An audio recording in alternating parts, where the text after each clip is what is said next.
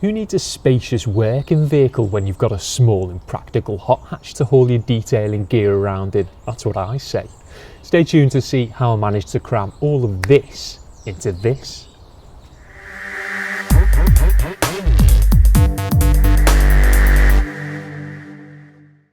So, while I've operated out of fully self-contained vans in the past, the days of bulk valeting beside the road are for the most part behind me. The vast majority of jobs I now undertake are all days, and so relying on an outside tap and socket really isn't a big deal. Plus, when you consider the upside of not having to carry a water tank and Jenny being that I can arrive in a sweet modified motor, then it's a no-brainer as far as I'm concerned. In an ideal world, I'd have a working van and a quick car, but it's one or the other for me at the moment. Who knows, I may get a nice van again at some point, but for now I'd prefer to have a high-performing, albeit slightly impractical car I can make work for detailing, instead of a spacious, practical detailing van I can't make work out on the open road. Admittedly, being a 2+2 layout with a compact boot and recessed glass hatch, I did wonder what on earth I'd done when opening it up for the first time, but I like to think of myself as being relatively resourceful, so after setting aside a day for some trial, error and equipment consolidation, I soon figured out a way to make everything I needed fit. Before actually attempting that though, I knew the contoured parcel shelf would have to come out because despite how snazzy it looks sitting behind the back seats, it eats far too much of the already limited space, so away it went, only being returned for special occasions. I also went about sourcing myself a decent quality boot liner to protect the plush carpet underneath from the car cleaning cargo it would now be seeing on a semi-regular basis. This would also serve to help temporarily contain any small leakages or overspill that can then be easily mopped up with an old towel once unloaded.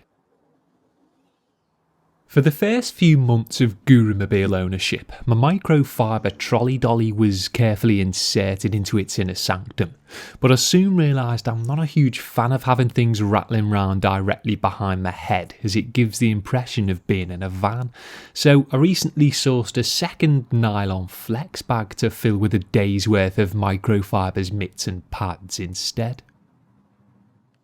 Its compartmentalised core helps keep things relatively neat and tidy, and while it certainly doesn't provide the same ease of access the trolley dolly does, dropping a soft bag into the boot instead of pushing an awkward squeaky unit over the back seat is most definitely preferable. With the trolley largely relegated and the seats returned to their upright position then, it was time for demonstrative takeoff, starting with a 6-litre pressure sprayer and 3 stacked buckets containing wheel brushes and an expandable hosepipe. Being the tallest items, these go in first and are shoved towards the back in order to take advantage of the ever so slightly increased roof space there.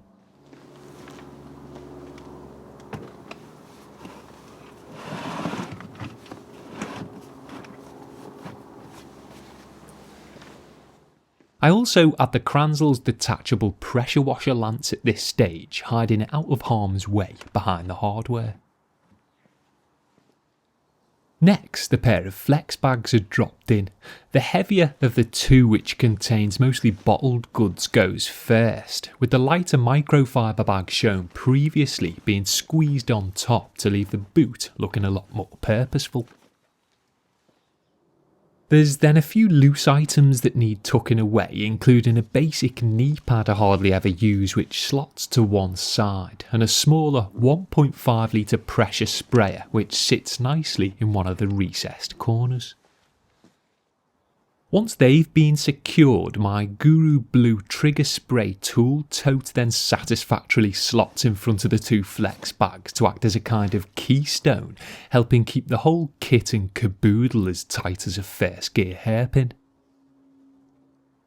Next, the slimmest extension cable I could find is wedged towards the centre somewhere, with the retractable plug itself being pulled out and dropped down behind to allow it to squeeze in. The final corner then is reserved for the 18kg Kranzel K7 pressure washer, and although there might not appear to be enough space, once lowered down and wriggled into position, it actually fits perfectly.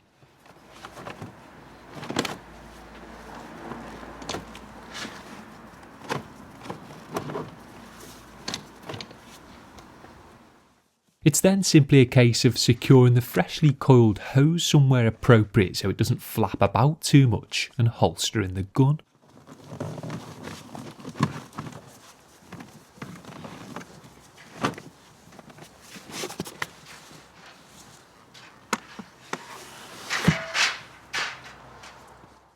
To put your minds at rest, I've covered a significant portion of the rear bumper with some protection film to prevent the often gritty hose and any other piece of equipment or item of clothing for that matter from inflicting damage during the loading and unloading process, and so far at least it's worked a treat, although my feline friend for the day didn't seem particularly impressed. With the boot brimming, I then have to make use of the passenger seat and footwell if I need to haul a full complement of equipment. Although he doesn't travel with me all the time, George generally rides shotgun so long as he agrees to rest his backside on a towel and wear his seatbelt. However, if his guts haven't been evacuated for a while, then I can confine the stinky sod to the boot, substituting him with the 2 flex bags instead. I am going to invest in a Metro vac and blow at some point, which, being a more compact unit, will most likely sit up front in its carry case, freeing George to finally enjoy his retirement. Lastly, it's not ideal, but I'll plonk any remaining items I need down in the passenger footwell. I'd much prefer to keep the front end clutter free, but to be fair, even when I've had vans in the past, I still always kept bits and bobs under the passenger seat and in the door cards of those too.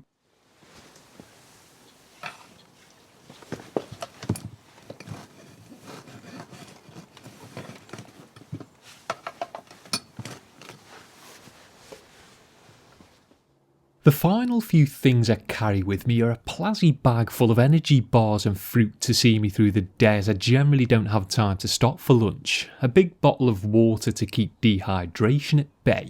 and then some kind of alcohol-based hand sanitizer in case I don't get a chance to wash up properly before heading home, as there's nothing worse than post-detail sweaty steering wheel syndrome while trying to navigate unfamiliar territory. It only takes me a minute or so to fully empty the boot upon arrival, which always helps, especially if you've got a long day ahead, and depending on the proximity of my car to the one being cleaned as well as the weather, I'll sometimes keep the tool tote and 2 flex bags open in the boot so I can just go back and forth and easily grab what I want. And that's basically how I currently manage things without a van. I guess you could say it's a bit of a clown car, what with the amount of stuff I managed to pull out of its compact interior. But if you've seen my grisly tattoos, then you'll know I have a bit of a thing for clowning, so I guess that makes perfect sense. Once fully packed, it might not appear as practical as the inside of a well laid out working van, but then a well laid out working van won't look as striking as this does on the outside. Still, if I saw someone rock up to clean a car with a boot full like this, regardless of whether they were reliant on access to power and water or not, I'd know they meant business. I do lose some rear view vision carrying this lot, but then a van with a solid bulkhead has no rear visibility either, so I'm not too fazed by it and just ensure I'm extra vigilant with the wing mirrors. Despite not being able to see much out of them, the fact the rear windows are tinted means they provide some level of privacy on the road and security if I'm late home and don't have the time or energy to empty the car right away. I initially thought the suspension might have to be adjusted to cater for the extra weight, but I've had no issue whatsoever with rear scrubbage, as the stiff Bilsteins ensure the ride height remains pretty much the same. But even if it did affect it enough to potentially scrub, fully laden I'm never going to be hooning it around, so doubt it would be much of an issue.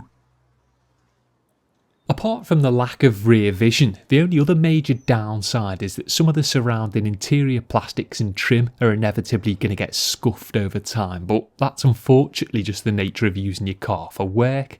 However, I'm sure it won't be anything a magic eraser and some decent interior dressing can't fix.